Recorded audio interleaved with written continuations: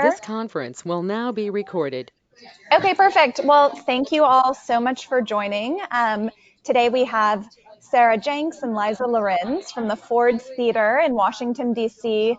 Liza is the Director of Communications and Digital Strategy, and Sarah is the Ford's Theater Director of Education and Interpretation. And Sarah and Liza will be walking through the digital strategy that they set up at the Ford's Theater as of a couple years ago, and kind of walk through the process of developing the strategy through implementation. So with that kind of introduction, I'll let Sarah and Liza kick it off. Great. So this is Liza. I'm going to start us off. For those of you who have not had the chance to visit us before, Ford's Theater is where Abraham Lincoln was assassinated in April 1865. We are a working theater, a museum, a historic site, and a learning center. And the site is operated in a partnership between the National Park Service and the nonprofit that Sarah and I work for, which is called Ford's Theater Society. So today we want to talk you through our original process for establishing our digital strategy, as well as provide a status update on which of our initiatives we've completed and where we are with the ones we haven't completed. Ford's underwent a long-range planning process in 2013-2014, which is 7 years ago now, amazingly, or I guess 6. And during that time, we were also looking at other organizations' digital strategies as part of a landscape analysis, including the Tate and the Andy Warhol Museum. You can go to the next slide. So our digital strategy grew out of that long-range planning process, and it involved 3 main partners. The first was a Washington, D.C. based digital strategy consultant by the name of ThreeSpot. We brought a consultant on for a number of reasons. First, as I'm sure you've all had experience with, there is a certain level of gravitas that a consultant brings to any process. They also had a great level of expertise in this landscape, which we felt that at the time we were lacking. And then finally, they brought some neutrality to the process. So we had a lot of stakeholders, and by bringing in a digital strategy consultant sort of as a mediator, they really enabled us to have some difficult internal discussions about priorities. The second partner was our internal committee. So this was a cross-departmental group that met throughout the process. And our reason for including the entire organization was that we wanted to make sure that everyone had a chance to be heard, because digital really impacted every aspect of our work. And then finally, we had a board committee who helped us shepherd the strategy through our executive committee and to the full board. When we were working with ThreeSpot, we conducted an analytics audit of Fords.org. We did a review of all of our technology assets. We did a landscape analysis of comparable institutions and initiatives. Sarah mentioned the Tate and the Andy Warhol Museum. We also did some field research with our priority audiences and some workshops, and then we did a series of stakeholder interviews. The entire process from initial discussion to approval by the board was 12 months with 3 years for implementation. And you can actually move on to the next slide after this one. Yep. These are the 4 items that you see here were the 4 pillars of our 2014 long-range plan. This was a long planning process that took almost 2 years. It was really painful a little bit, honestly, but we did come up with some, I think, really good points that gave us strong arguments for undertaking a digital strategy. The 4 major goals, almost all of them included some aspect of digital. And I'm glad to say we've made progress on all of them, although perhaps differently than we had originally imagined. The impetus for creating our digital strategy was primarily from the first goal, which you can see as bring Lincoln's legacy to life for the 21st century student. But it became clear through our planning that the process was as much about infrastructure and capacity as it was about technology for the visitors. In other ways, the digital strategy also helped us work towards goal number 2, since we implemented a robust analytics practice as part of the strategy and have been much better able to understand what's working on the website and in emails. Okay. Next slide, please. So before we came up with our initiatives and our implementation plan, we actually defined a set of digital values. The idea of these values was that they would allow us to pivot and be nimble if circumstances, opportunities, or technology changed. These values have been incredibly helpful as we've completed initiatives and begun to consider what's next after the formal digital strategy. And just to run over these very quickly, our digital values were sustainability, being compelling, making sure that any digital initiative is mission critical, that we build short-term and long-term gains, that we make sure that we're doing projects that are measurable, and that we are focusing on people over technology for its own sake. On the next slide is our overall digital strategy, which is a set of overarching goals that the initiatives help us to achieve. And as we have gone through this process, any new initiative that we considered had to move us toward one or more of these goals. And with that, let's dive into the actual initiatives. We can skip to the slide that says prioritized roadmap.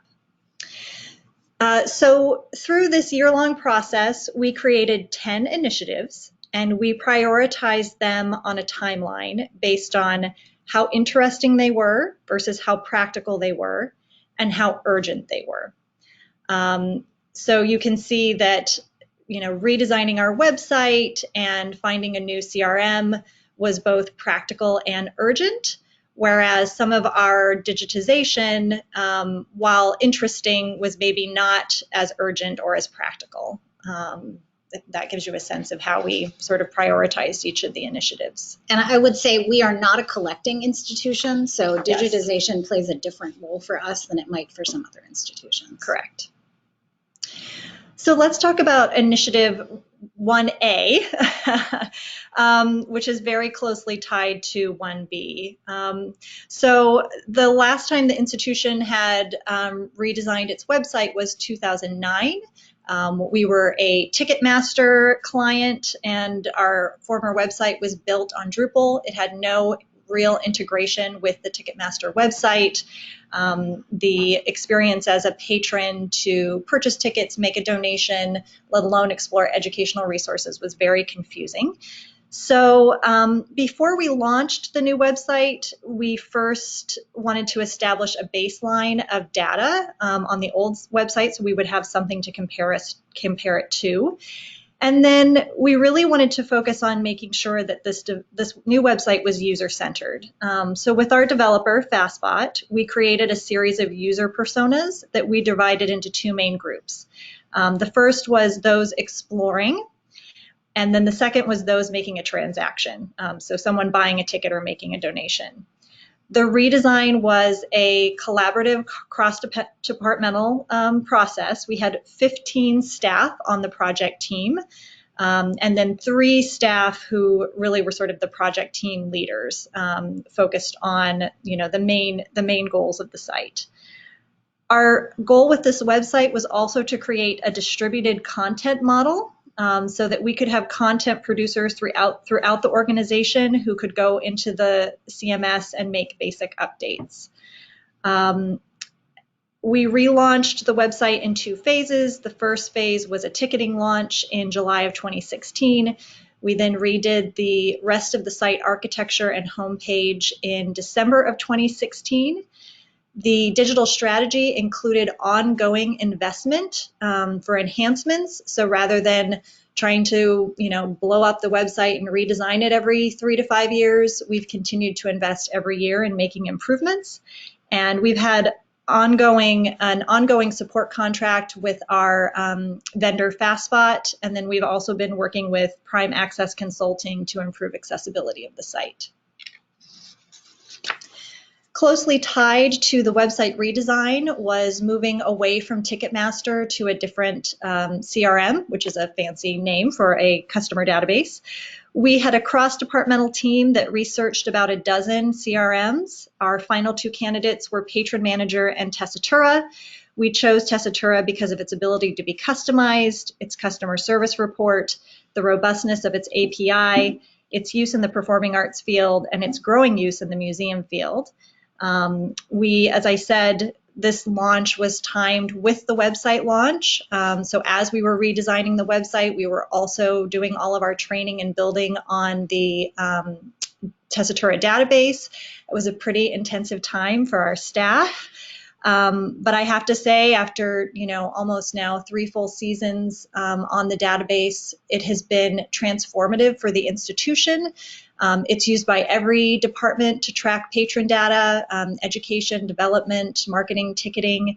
And one of the really great things is after we had finished 2 full years on the database, we did a holistic pricing study for our theatrical ticket pricing, which enabled us to drastically increase revenue for this season's productions. Our second initiative was really focused on the staff and embedding digital skills in the staff throughout the institution. I will say, though, that this is also an area where we've had to be flexible and to pivot. What we needed in the first 2 years of implementation is not necessarily what we felt we needed in the final year of implementation, or now where we are, which is sort of post-implementation. The first few years were really focused on sort of high level, what platforms do we need to be on, what strategies do we need to implement to meet these initiatives, whereas now we're more focused on content creation and analytics. So as a result, while in 2016 we had hired an associate director of digital strategy and realigned our education position, now in FY20 we're focused a lot, especially on the design team, in content creators and ensuring that we are creating assets that the whole organization can use in a variety of ways.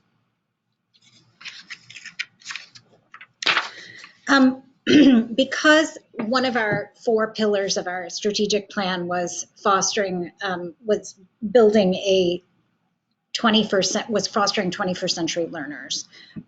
When we created the digital strategy, one of our goals was to create a space where teachers and students could interact around Lincoln.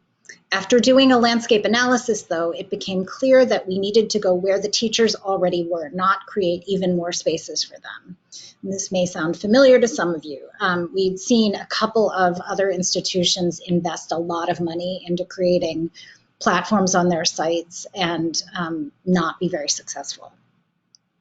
So interestingly, we are now looking at creating a digital learning space specifically around Lincoln and oratory as a result of a long-term project evaluation.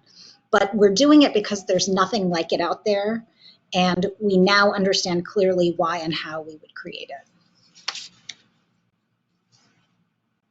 Next, thanks. One thing we do know is that there are a lot of people out there interested in and curious about the assassination and related content. And so we have always had an assassination section of our website, and recreating the assassination section gave us the opportunity to explore storytelling in nonlinear ways, responding to some of what we saw not working in our actual museum exhibits. So we created a series of pages that use first-person accounts to move backwards and forwards, both in time and space, from the moment of the assassination. And we are now using what we've learned to inform our on-site visitor experience redesign. So we're finding a really interesting kind of toggle and cause and effect between the on-site experience and the online experience. Moving on to number 4. So in FY18, we started investing in paid social promotion of our digital content around key historical dates. And the goal of this was to increase engagement on social and also increase traffic to our website and to our content. That same year, we also worked with Capacity Interactive to implement a custom Google Analytics implementation based on the components of our website. So with this implementation, we can tell if people are engaging with the content that Sarah mentioned. So are they looking at our plottable maps? How far are they scrolling on longer pages? Are they exploring our storytelling components? Capacity Interactive also built us both a weekly and monthly KPI dashboard to help us track our top KPIs. And that has really helped us to wade through the ocean of data that is available through Google Analytics and really customized it to what we want to focus on. In addition to those sort of site-wide dashboards, each department within the organization has its own monthly website dashboard that they're sent to track their own key metrics. So as part of our effort to expand social media to more staff and more uses, the very first two initiatives we launched were our social media ambassadors and our Instagram account. The goal of our social media ambassadors, who are staff throughout the institution, is to raise their profiles among their professional peers while also providing behind-the-scenes access to our audience. And we have regular trainings for this group of folks. They are not people who maybe previously had a social media presence. It's really focused on their professional social media presence. And we have sort of regular get-togethers throughout the year to sort of help them figure out how to use social media for professional purposes. We also, that same year, launched an Instagram account that is run entirely by our theater artists. People are often surprised to hear that Ford's Theater is a working theater. Our other social media outlets are primarily focused on history content. So with Instagram, we made the choice to focus primarily on the theatrical content.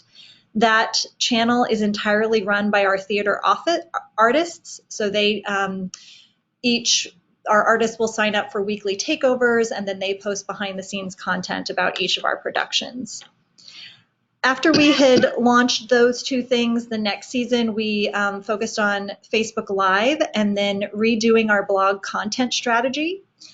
For the blog content strategy, we returned to our website personas and rethought our content buckets and also how we were going to write the pieces. So for the blog, we're now very focused on perspective-based posts. So having our writers introduce, their view on an idea or content or programming. And then we have several different, I think there are 5 current content buckets that we're focused on. And those posts are produced by folks throughout the institution. And then finally, we've started to do consistent Insta-meets and tweet-ups, which have given other social media influencers a chance to come into the theater and have a behind-the-scenes experience and share that out with their own communities. To build on what Liza said about the blog content strategy and to return in some ways to the rest of the assassination content, we've really tried to move away from being a Wikipedia for the assassination content. We want to provide something that's different from what Wikipedia can provide, and we've used that as a touchstone. So moving on, engaging school groups and others on site, not on the web, but on the site here at Ford's on 10th Street in DC. This initiative and initiative number 7 after this are closely aligned. We had a major pivot for personal vision. Initiative 6 was based on number of student groups who visited Ford's Theater Historic Site. We have about about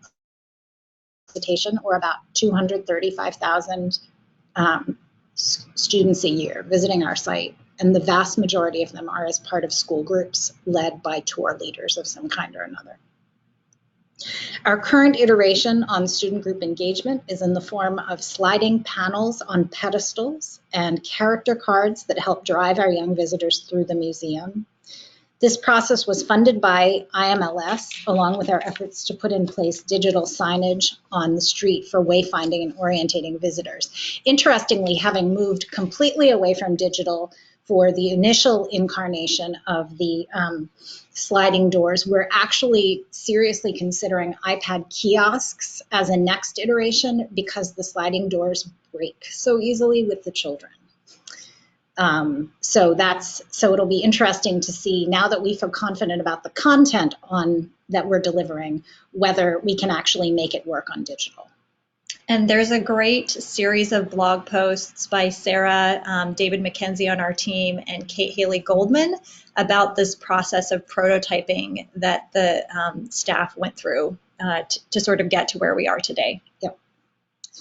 So this is the next, number 7 goes along with number 6. As we said, you can see these examples of the sort of baseball cards, we call them our character cards, that we hand out to students when they arrive on campus. They can follow these figures through the site. And we are moving, as I said, we were moving hard away from much digital in the museum because of upkeep, which has been a huge issue for us, and also realizing that it can be distracting. However, we are now also looking at the possibility of using iPad kiosks. So we'll see this is a moving target.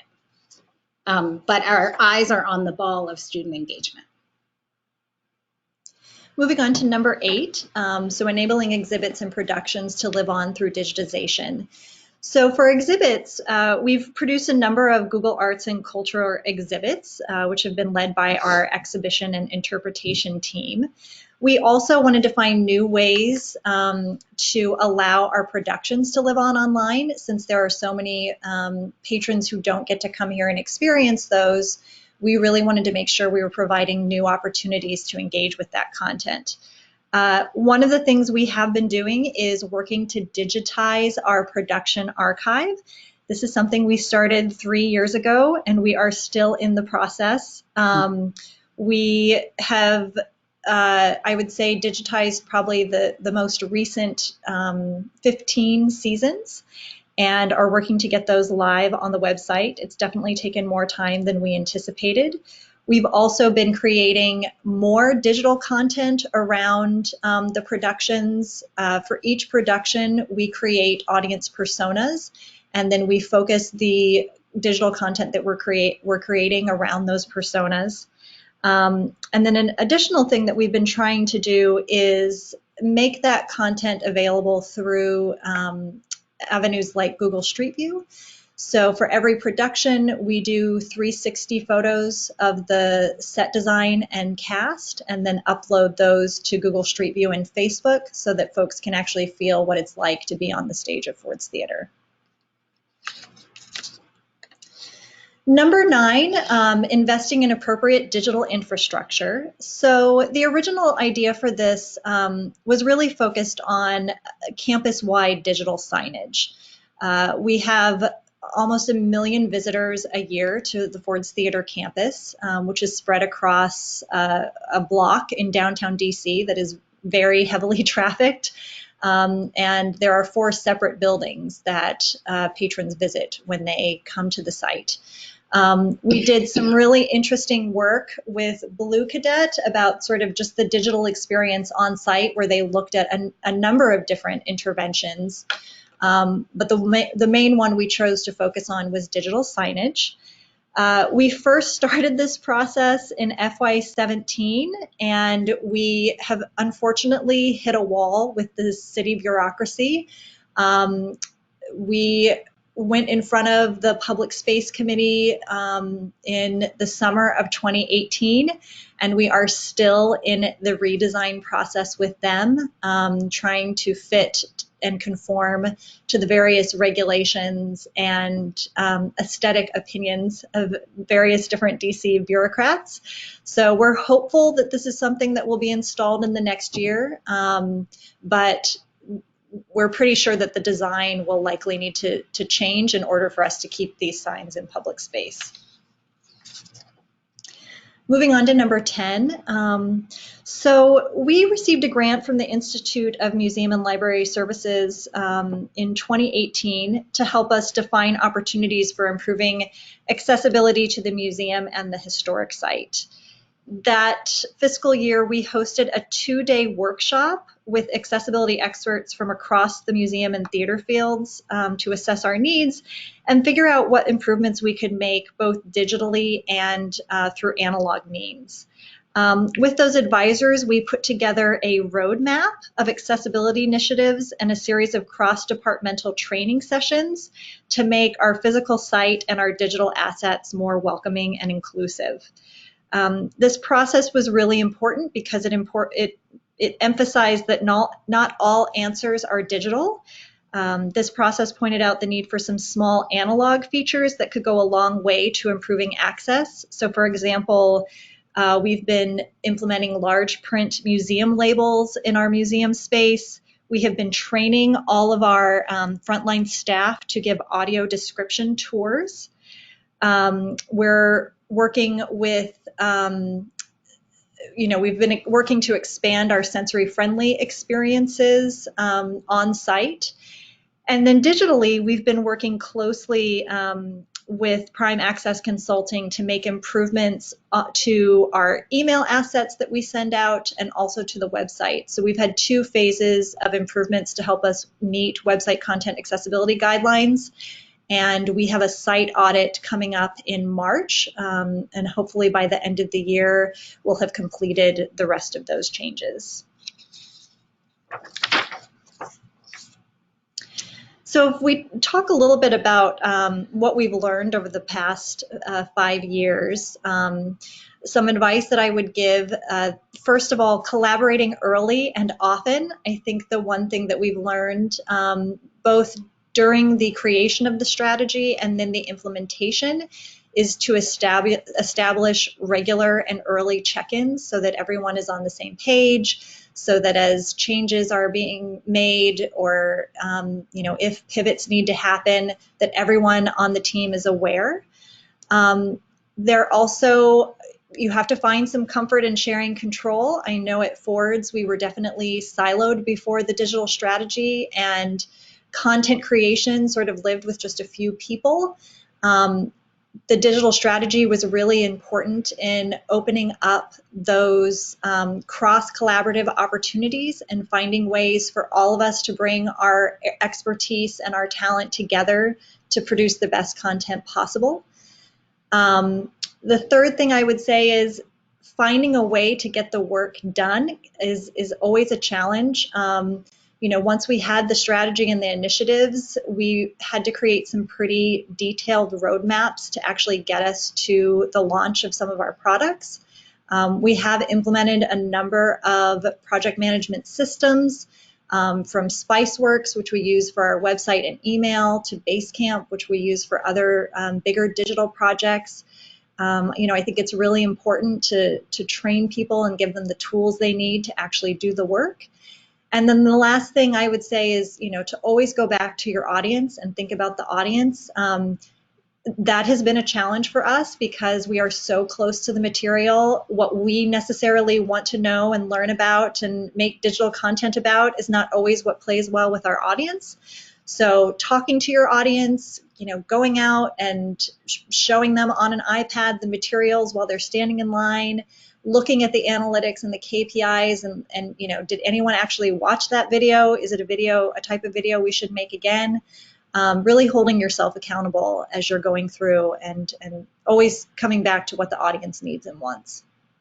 And in terms of results, I want to point out some of the things that we've found that were excellent and important side effects of our coming together to do this work. And the biggest one is increased cross-departmental communication, collaboration, and respect.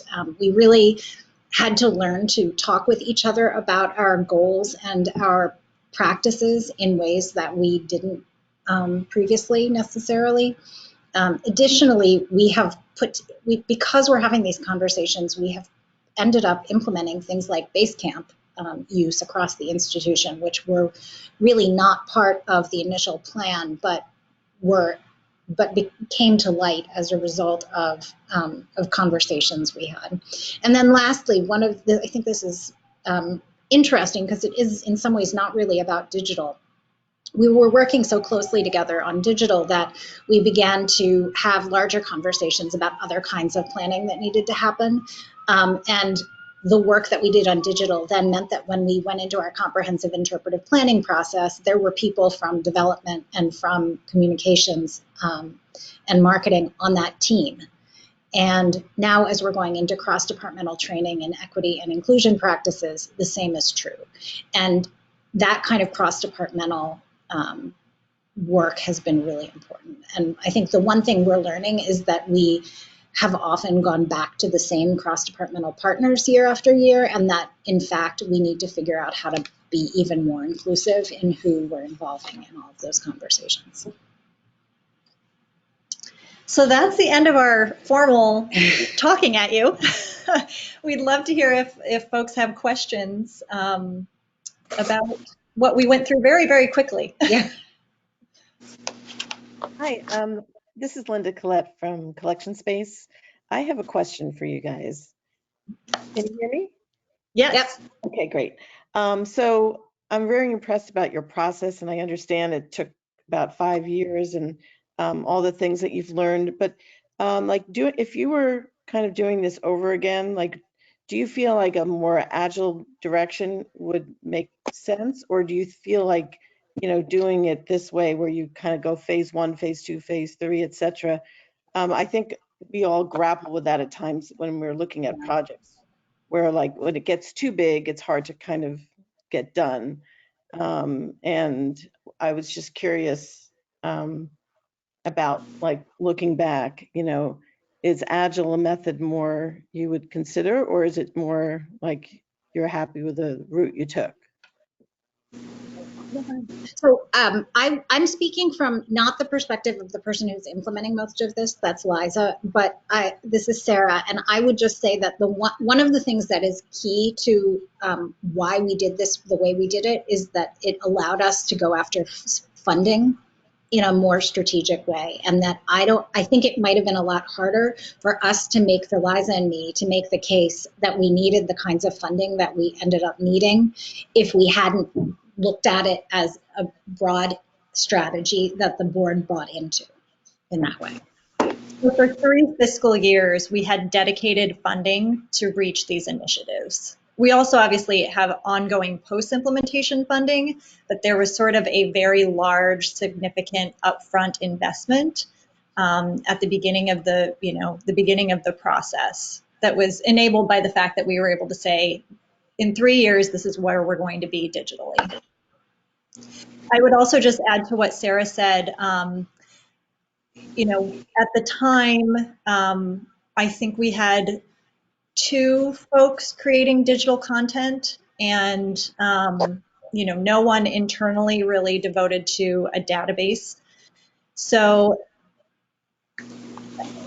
creating this strategy the way that we did enabled us to staff up in a sustainable and efficient way, and also without killing the staff that we currently had, since we did have a fairly small staff going into it.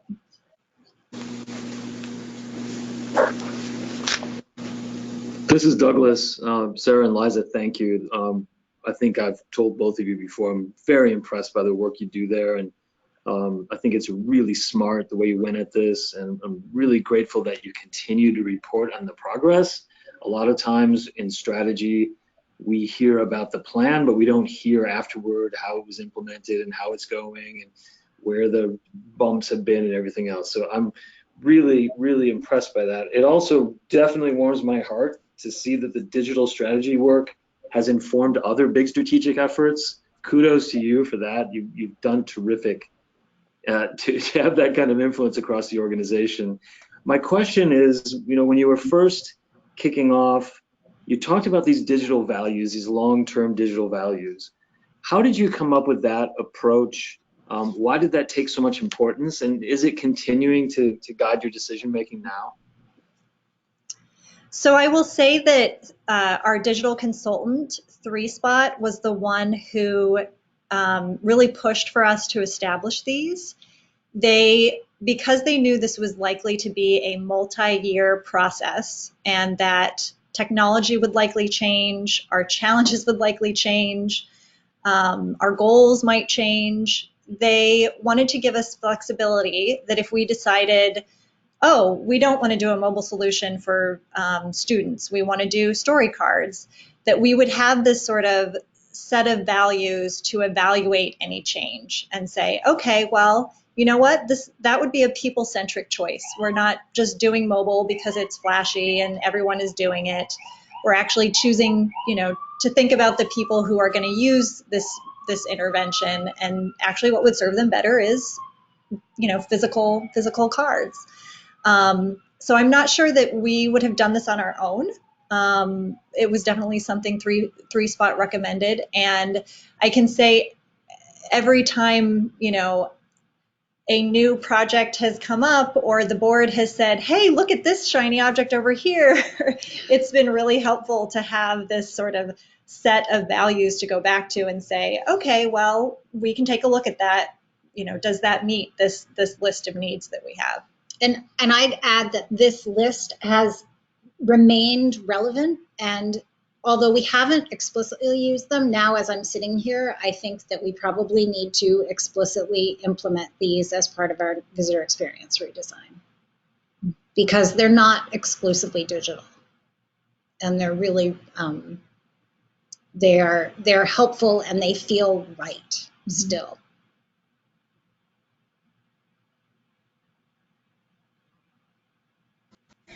Hi, Sarah and Liza. This is Trisha. Thank you both again. I echo Douglas and everyone else's sentiments that this was really, really fantastic and helpful. I see a couple questions in the comments. The first is, would it be possible for the group to have access to the PowerPoint? And if you'd rather handle on an individual basis, we're happy to do that too. But nope, we're happy to share. Yeah, okay. If you have a platform where you can post it, great. That's fine. We do. So everyone in the group, I have the PowerPoint already, or the PDF version, and I'll pop it onto Basecamp. And it looks like Jacques had a question too. Jacques, are you still on there about KPIs? Oh, about the website KPIs. Yeah. Asking what sort of specific KPIs you identified for that very large project. Yes. Yes. So we had both quantitative and qualitative, and I'll talk a little bit about from the ticketing perspective and the patron purchasing perspective. So we have a timed entry experience here at Ford's, and the programming for that experience changes every half hour.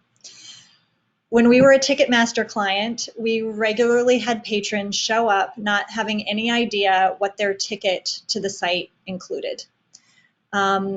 We also had a lot of people not reserving tickets online because it was such a confusing experience. So a couple of the quantitative and qualitative KPIs we established were, we wanted to see an increase in the number of tickets reserved online in advance for historic site visits, which we saw an incredible increase.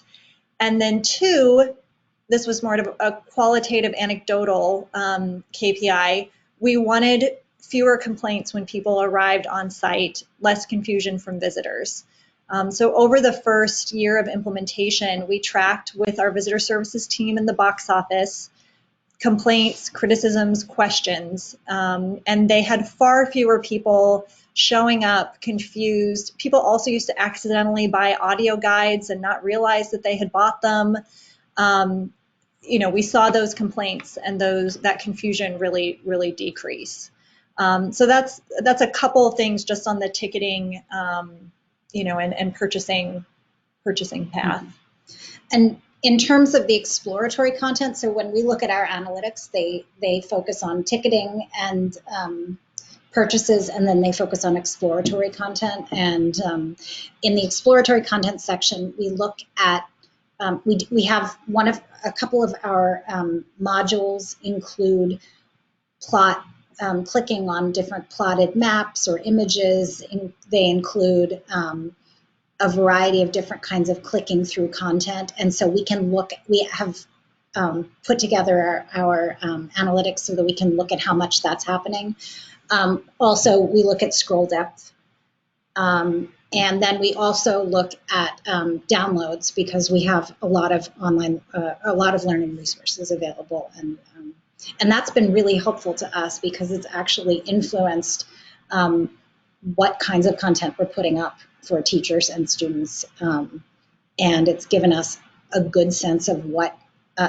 It's been an interesting sort of conversation between some of the SEO work that we've been doing, which Liza can maybe talk a little bit about also, and what we have available online for teachers and students. We've been doing a major SEO audit in the last couple of years. Yes. Was there a more holistic? Hi, this is Mark. Hi, Sarah. Hi, Liza. Hey, Mark. Hi, Mark. How are you? I had a quick question. I noticed on one of the slides you were referencing Google Translate and thinking about, ways of increasing access to information and thinking about the visitor. Anyway, this is an area I'm deeply interested in experimenting with, but I haven't had the opportunity. I'm just curious, have you been able to experiment with any of those technologies?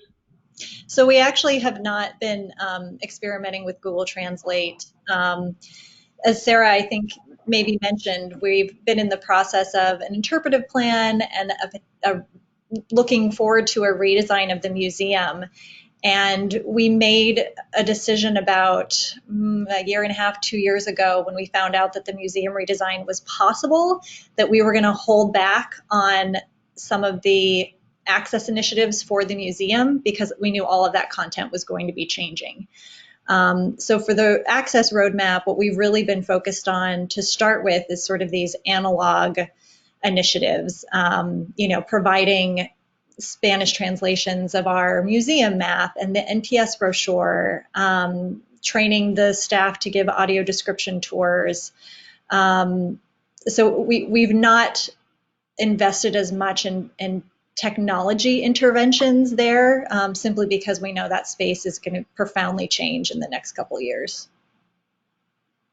And Brian, you asked a question about our holistic strategic plan. And if you go back to the beginning of the slide deck and look at the first couple of slides, you'll see the 4 major points of our strategic plan, which was passed by the board in 2014.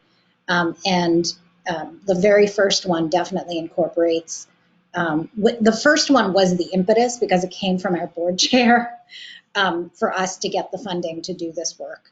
But then we found that it's actually been woven through all 4.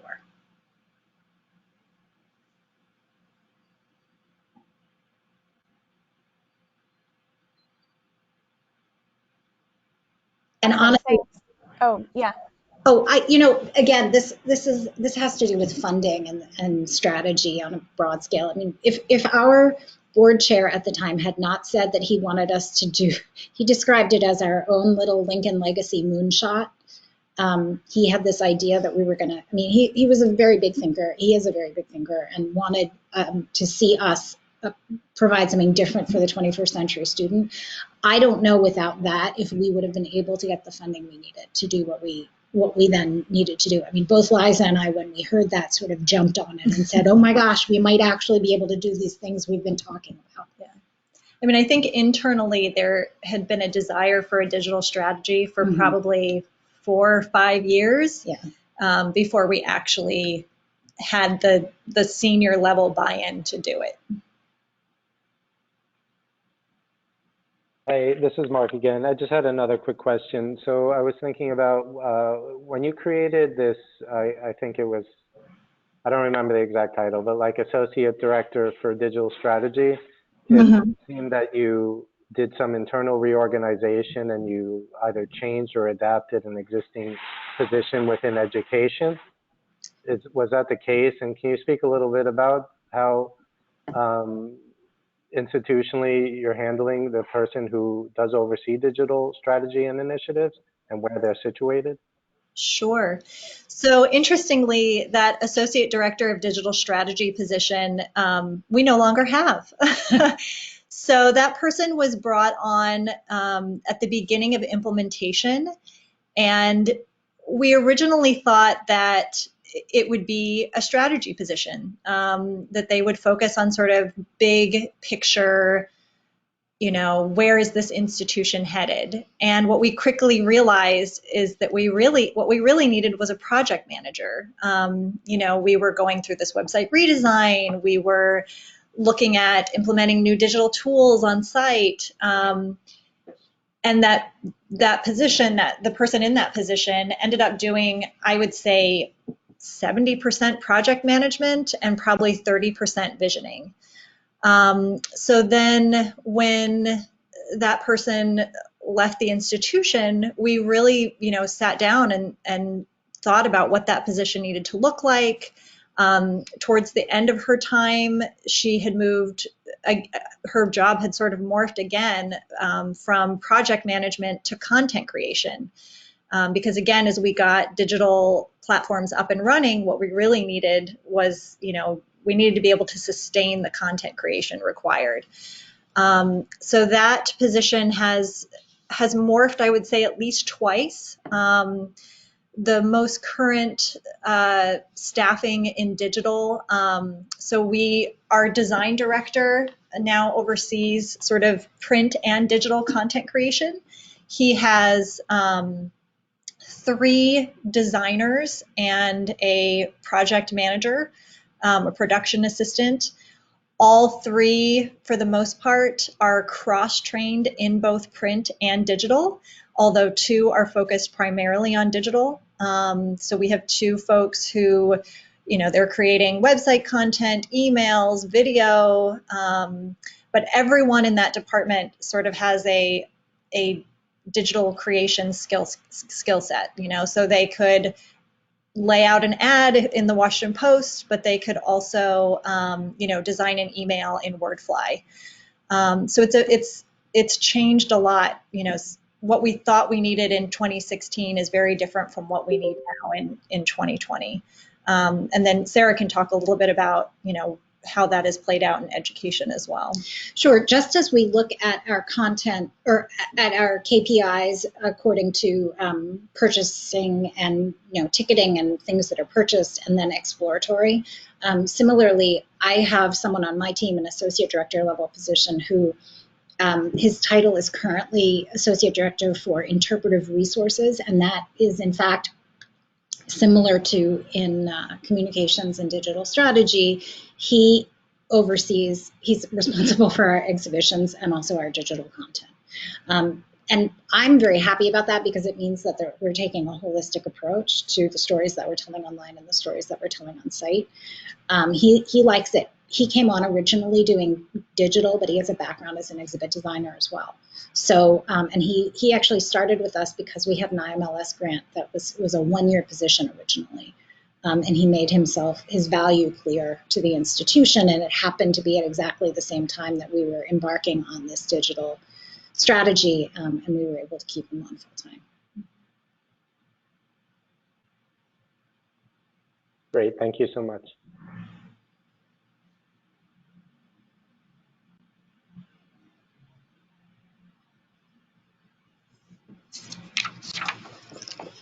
Does anyone else have any other questions for Sarah and Liza?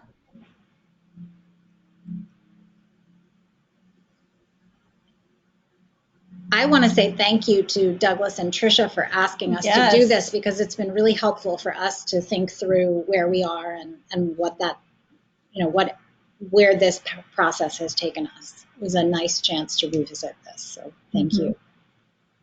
Glad to hear it. Thank you both again. This was incredibly valuable. And we're definitely happy to be in touch if anyone wants to check in about anything else. Okay, sounds great. Well, we will post the recording on our Basecamp group, and I will also include a copy of the slides. Thank you, Sarah and Liza, for agreeing to share those. And yeah, people may reach out if they have direct questions. And thank you again. This was incredibly valuable. All right, Douglas, unless you have any last words, I think we're going to sign off here. Thank you both. Do I get to have the last word? Yeah, of course. You know, one thing that you guys brought up was some work you did with Kate Haley Goldman, and I love your focus on audience and how in some ways maybe that trumps even all the other things that might be important in the strategy. But you've probably seen this. Kate and her team have these coffee mugs that in very big letters say, "You are not your target audience." Yes, Yeah, it's so true. yeah. Yeah, she's actually worked with us through a whole series of projects, and we just sort of keep trying to find ways to keep her around because her voice and those of her team members have been so valuable to us. So She's yeah. a rock star. So she's followed us through our accessibility initiatives and our digital initiatives and our interpretive planning. And she's now part of the visitor experience team. Not full-time. We wish.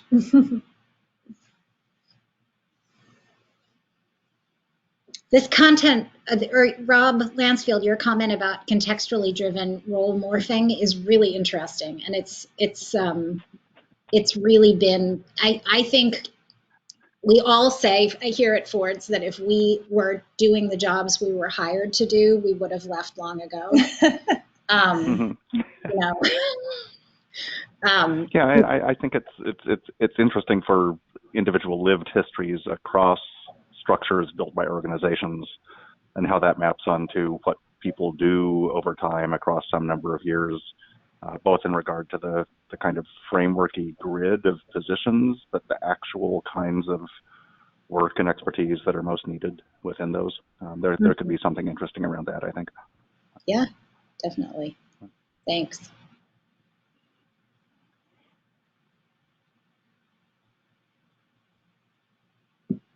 All right. Well, I'm logging that note for future sessions. And thank you again, Sarah and Liza, and thank you all for joining. We'll post soon.